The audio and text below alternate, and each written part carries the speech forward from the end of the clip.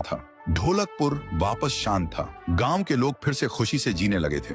हर पूर्णिमा को लोग एक दिया जलाकर ठुन ठुन ठुन साहुर को याद करते थे। पर एक रात कुछ ऐसा हुआ जो फिर से सब कुछ बदल के रख दिया। लाशें फिर से मिलने लगी। हर 2 दिन बाद किसी न किसी के घर के सामने एक कटी हुई लाश पड़ी होती। गांव फिर से कांप उठा। एक दिन सब लोग महाराज के पास पहुंचते हैं और रो रो कर गांव की घटनाओं के बारे में बताते हैं। रात को महाराज 2 सेनापतियों से कहते हैं, जाओ और खोजो इस कांड के पीछे कौन है। लेकिन सुबह सिर्फ उनकी लाशें लौट कर आईं। एक का सिर था ही नहीं, दूसरे के पैर कट चुके थे।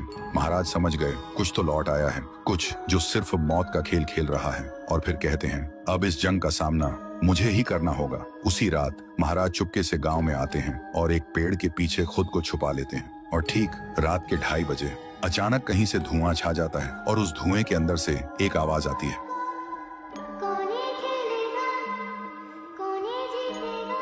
और फिर धुएं के बीच से निकलती है एक गुड़िया, गोल आंखें, एक बेजान सी मुस्कान, लेकिन चेहरा मौत का पैगाम।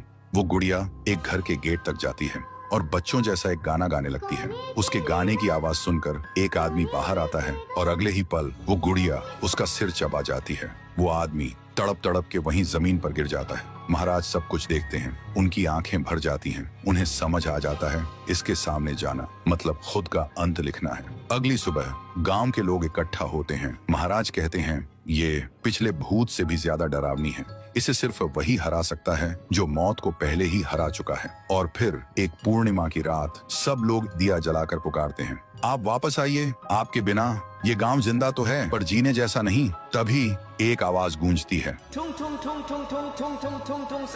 और उसी देह की आग से एक जलता हुआ पेड़ बनने लगता है और उसी पेड़ में से ठुन ठुन ठुन साहुर निकलता है। तभी फिर से वही धुआं छा जाता है और उसके साथ ही एक आवाज।